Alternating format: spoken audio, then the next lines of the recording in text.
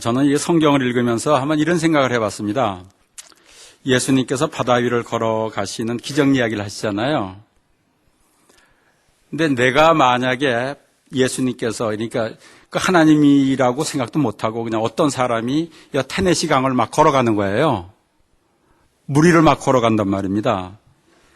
그것을 본 나는 어떤 마음을 가졌을까? 그리고 그럴 때 나는 어떻게 했을까? 이렇게 사람이 할 수 없는 일을 하는 것을 보고 이분이 하나님이시구나 이렇게 바로 생각이 들었을까? 아니면 이게 뭔가 속임수가 있을 거야 뭐 이런 생각도 했을까? 막 복잡했을 거예요. 그죠?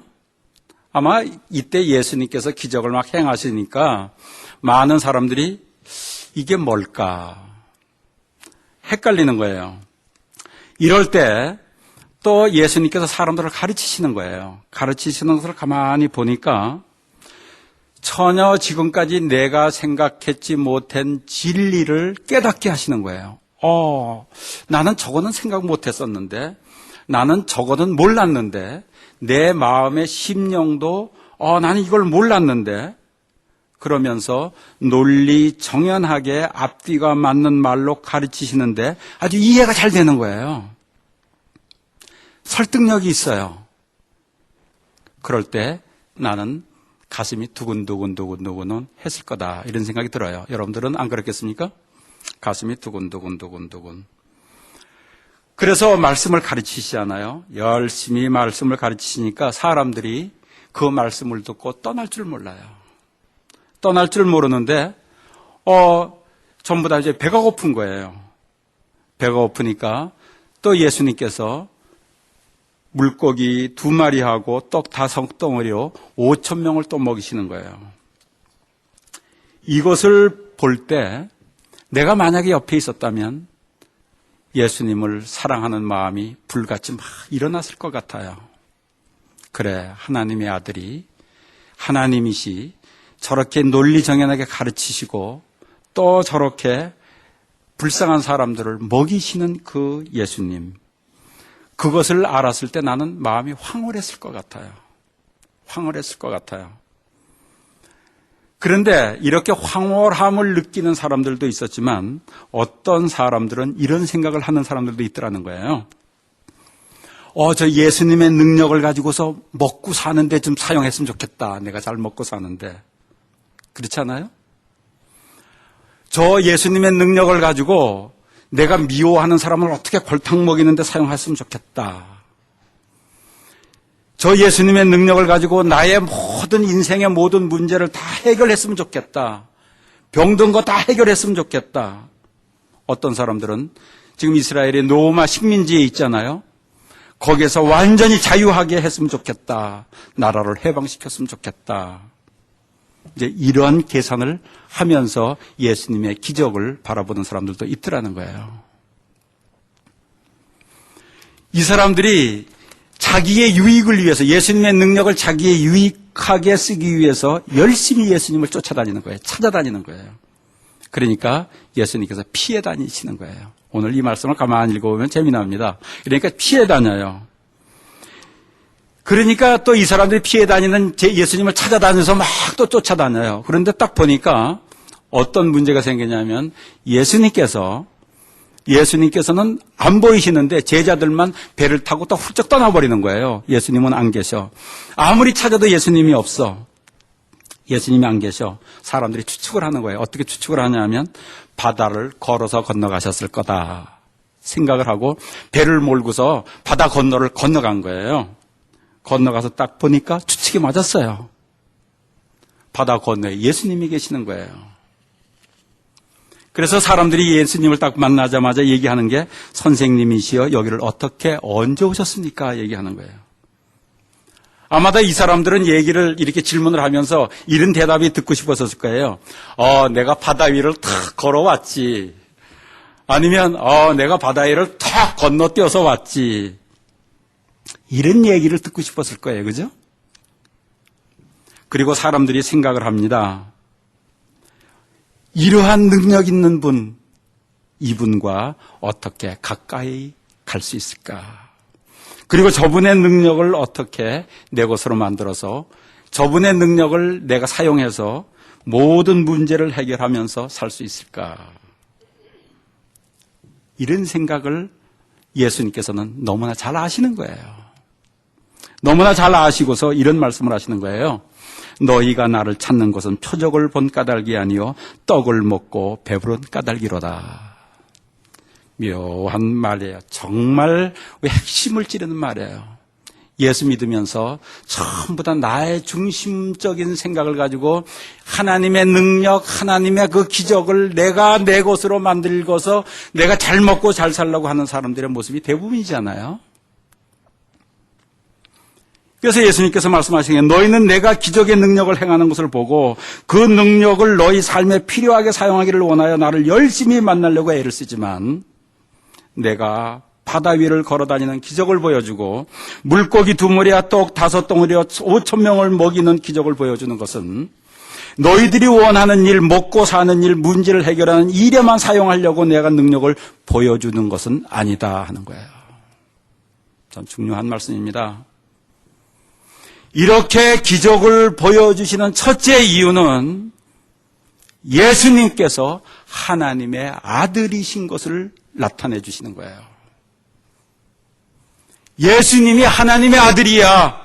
그래서 사람들이 할 수 없는 일들을 하시는 거예요. 그리고 그 하나님의 아들이 우리의 죄를 위해서 십자가에 달려 돌아가시고 하나님과 깨어진 관계를 회복시키기 위해서 하신다는 거예요.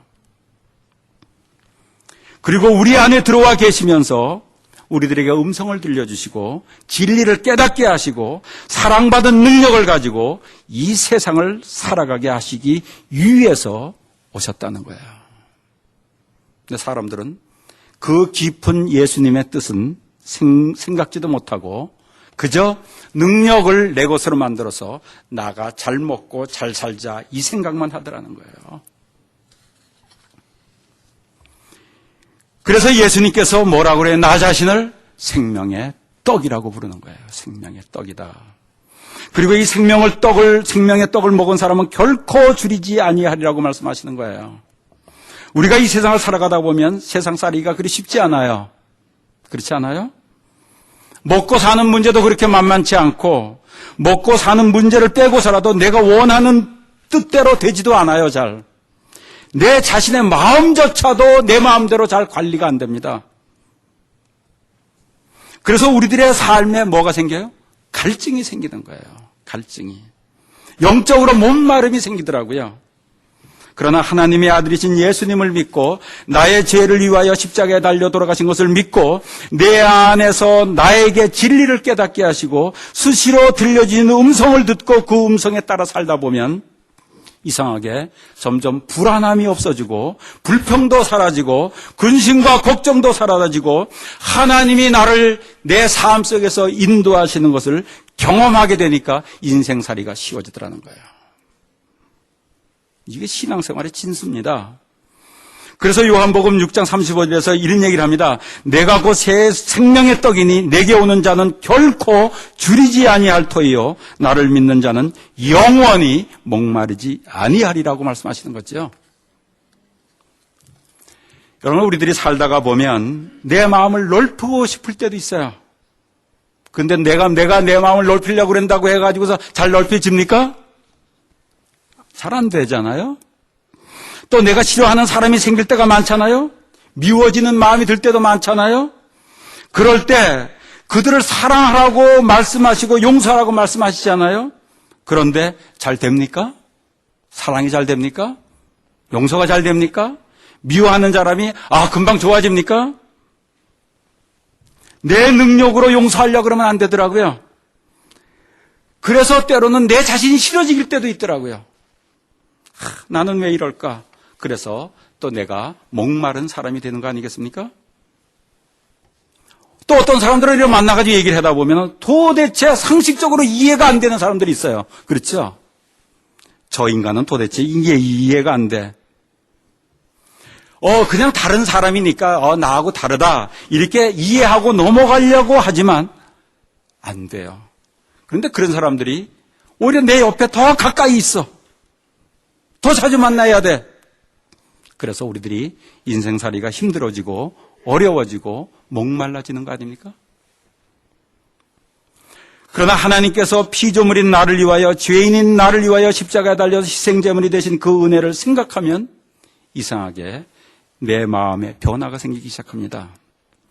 나를 힘들게 하는 사람을 용서할 힘이 생기고요. 미운 사람에게 떡 하나 더 줄 여유가 생기고요. 흡사 배고프다가 밥을 먹이면 새로운 힘이 생기는 것처럼 생명의 양식이 내 안에서 영양분이 되는 것을 경험하게 되더라는 거예요. 이상하게도 나 죄를 위해서 십자가에 돌아가신 그 은혜를 생각하면, 나의 죄를 위해서 십자가에 돌아가신 그 고통을 생각하면 이상하게 내 속에서 나도 알지 못하는 힘이 생겨나더라는 거예요. 그래서 내 죄를 많이 깨닫고 십자가의 사랑을 더 많이 깨달은 사람은 이해할 수 없는 사람을 더 이해할 수 있는 힘이 커지게 되고요.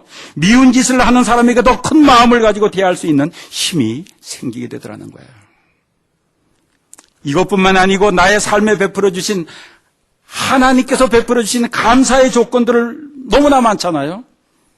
이것을 헤아리고 또 헤아리고 또 헤아리고 감사의 조건을 헤아리다가 보면 내가 사랑할 수 없는 사람도 사랑하는 힘이 자꾸 생겨나던데요. 다름을 인정하고 받아들일 수 없던 사람을 이해는 다 못하지만 다름을 인정하고 받아들일 수 있는 힘이 생겨나더라는 거예요. 그래서 감사하라는 거 아닙니까? 그래서 하나님께서 나에게 무엇을 베푸셨는지 은혜를 헤아리라는 거잖아요. 이상하게 나에게 베푸신 십자가의 사랑, 나의 삶에 간섭하시며 나타내 주신 은혜를 헤아리면 헤아릴수록 남을 이해하고 다름을 인정하고 나에게 죄 지은 사람을 용서하고 사랑할 수 있는 이상한 힘이 자꾸만 생기게 되더라는 거예요. 그리고 신비하게도 이렇게 되면 될수록 자신을 위해서 살던 삶이 남을 위해서 사는 삶으로 변화되더라는 거예요. 우리 예수님의 제자들 여러분 잘 아시잖아요. 하나님이 예수님에게 하나님이신 그 예수님에게 제자들이 3년을 따라다니면서 배우잖아요. 얼마나 좋은 교사입니까? 또 예수님이 죽은 자를 살리시는 것도 보잖아요.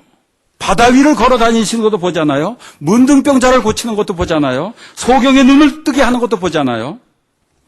이렇게 훌륭한 예수님과 3년을 같이 따라다녀도 제자들이 변화됩니까? 변화되지 않았어요. 따라다니면서 계속 무슨 생각하는지 아세요? 누가 더 예수님의 사랑을 많이 받는가? 누가 더 예수님께서 왕이 되시면 그때 높은 자리에 올라갈까?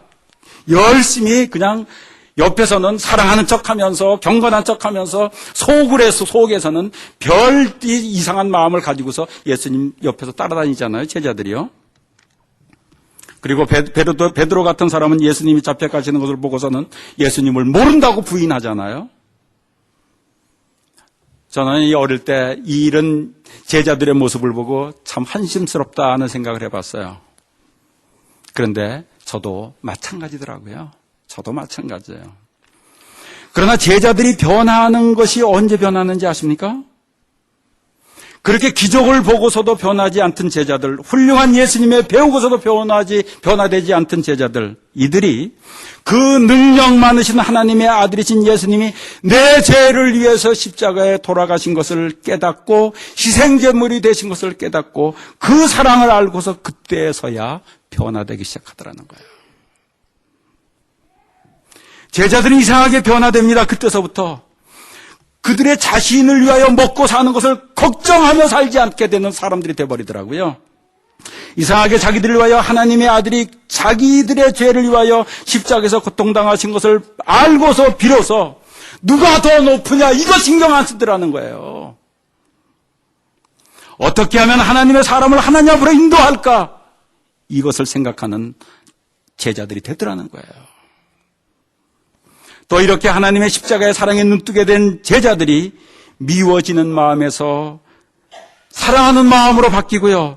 질투하는 마음이 이상하게 사라지고요. 도대체 이해되지 않던 사람들이 이해되는 그리고 받아들여주는 그런 사람들이 되어가더라는 거예요. 자신과 다른 사람을 인정하게 되더라는 거예요. 그러니 나와 다른 생각을 하고 이해할 수 없는 말을 하는 사람도 사람을 만나도 마음이 편해지더라는 거예요. 이것만이 아닙니다. 그동안 들으면서 한 귀로 듣고 한 귀로 흘리던 예수님의 말씀이 생각나면서 진리가 이해되고 깨달아지는 거예요. 예수님께서 제자들에게 이렇게 많은 말씀을 가르치실 때 제자들은 어떻게 생각했는지 아십니까? 예수님, 왜 나만 손해보라고 가르치십니까? 그죠? 왜 나만 손해보라고 가르치십니까? 왜 나에게만 사랑하라고 가르치고 왜 나에게만 용서하라고 가르치십니까? 난 손해만 보는데.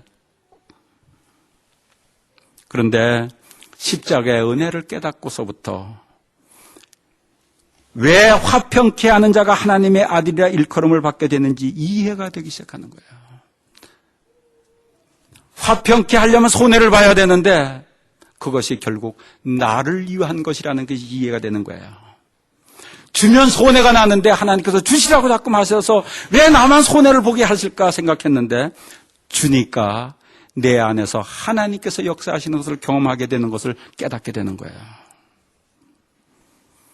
용서하라고 했는데 왜 나만 용서하라고 생각했는데 예수 그리스도의 십자가의 은혜를 깨닫고 나니까 용서하니까 그것이 결국 나에게 복이 된다는 것을 깨닫게 되는 거예요. 그게 뭡니까? 생명의 양식이 내 몸속에 들어와서 영양분이 되어가지고 머리로 진리가 이해되는 거예요. 이해되십니까? 그리고 나의 기적을 남들에게만 보여주시고 나에게는 나타나 주시지 않던 예수님이 이해가 되는 거예요. 내가 하나님의 주시는 능력으로 기적으로 살아가는 것보다 진리를 이해하고 생명의 양식을 먹고 생기는 넓은 마음을 가지고 용서하는 마음을 가지고 이해하는 마음을 가지고 사랑하는 마음을 가지고 살아가면서 나의 존재 가치를 높이시려는 하나님의 기쁘신 뜻이 생각나는 거예요. 그리고 그 가치를 가지고 영원한 나라를 준비시키는 하나님의 깊은 마음이 깨달아지는 거예요. 그런데 우리들은 기적을 경험하게 하시면 하나님이 주시는 기적의 능력만을 의지하면서 살아가는 우리들의 모습이 된다고요. 여러분들. 내가 기적을 많이 경험하잖아요. 기적을 내가 힘들 때마다 기적을 파괴해가지고서 돈이 필요할 때마다 돈을 막 뭉텅이로 떨어뜨려주고 그러면 내가 어떻게 변한지 아십니까? 그러면 하나님 사랑 막 이렇게 하면서 하나님 영광 돌리면서 살아갈 것 같아요? 나는 점점 게으른 사람이 되고 노예 근성만 커지는 사람이고 거지 근성만 커지는 사람이 되어서 나의 존재 가치가 없어지게 되는 것을 하나님은 너무나 잘 아시는 거예요. 여러분들 베네수엘라라는 나라 잘 아시잖아요? 이 나라는 사회보장제도가 아주 잘 되어 있는 나라입니다. 가난한 사람들에게 보험도 다 아주 잘해주고 먹고 사는 문제에 아무런 지장 없게 사회보장제가 잘 되어 있는 나라예요. 그런데 이 나라에 어떤 문제가 생기는지 아십니까? 점점 일하기 싫어하는 사람들이 늘어나고요. 알코올 중독자가 늘어나고요. 무능해지는 사람들이 늘어나고 얻어먹으려고 하는 사람들이 점점 많이 생기더라는 거예요. 여러분들 그 얘기 아실 거예요. 여기 이 인디안들에게 먹고 사는 거 다 대주니까 점점 무능해지고 알코올 중독자만 생기고 마약 중독자만이 생기고 그래서 폐인이 점점 뒤에 가더라는 거예요. 가난한 자들에게 무조건 주는 것만이 좋은 거 아니에요. 일하게 하고 하나님의 지혜로 일하게 하고 그리고 하나님의 사랑의 마음을 품고 일하게 하시는 것이 필요한 거잖아요. 그래서 하나님께서는 우리들에게 기적을 딱딱 보여주시는 게 아니라 예수님께서 우리 안에 거하시면서 예수님의 지혜를 가지고 예수님의 따뜻한 사랑의 마음을 품고 이 세상을 살아가게 하시는 거예요. 그래서 하나님께서는 기적을 보고 기적을 통하여 편하게 먹고 살기 위하여 따라다니는 사람들을 피하시는 거예요. 이러한 하나님의 진리를 알고 마음을 알고 인간의 마음을 알면 그때서부터 세상이 보이기 시작하는 거잖아요. 진실이 보이기 시작하는 거예요. 정말 나를 사랑하는 사람이 누군지, 나를 이용하려고 하는 사람들이 누군지 보이는 거예요. 그러니 점점 세상을 바르고 분별하면서 능력 있게 지혜롭게 살아가는 그런 모습이 되는 거 아니겠습니까? 예수는 우리가 우리 안에 이렇게 우리를 지혜롭게 하시며 우리를 사랑의 마음을 품게 하시며 살게 하시려고 십자가에 돌아가셨습니다. 그리고 부활하시어 우리 안에 계시면서 우리들에게 생명의 양식이 되어주시는 것이에요. 그래서 예수님을 나는 생명의 떡이라고 말씀하시는 거 아니겠습니까? 그래서 이 생명의 떡을 먹으면 이상하게 점점 먹으면 먹을수록 할 수 없던 사랑을 하게 되고요. 마음을 넓히게 되고요. 이해하지 못했던 말씀이 이해가 되고, 그래서 이 세상을 우리들이 진리 안에서 살아가는 모습 되는 거 아니겠습니까? 저는 헌치빌 침례교회 모든 성도들이 이 진리 안에 살아가는 기쁨을 누리는 성도들 되시길 주의 이름으로 축원하겠습니다. 진실로 예수님께서 원하시는 생명의 떡을 온전히 먹는 모든 성도들 되시길 주의 이름으로 축원하겠습니다. 그런 마음의 자세를 가지고서 기도하는 마음으로, 사모하는 마음으로 성찬 예식에 참여하는 모든 성도들이 되시기를 주의 이름으로 축원하겠습니다.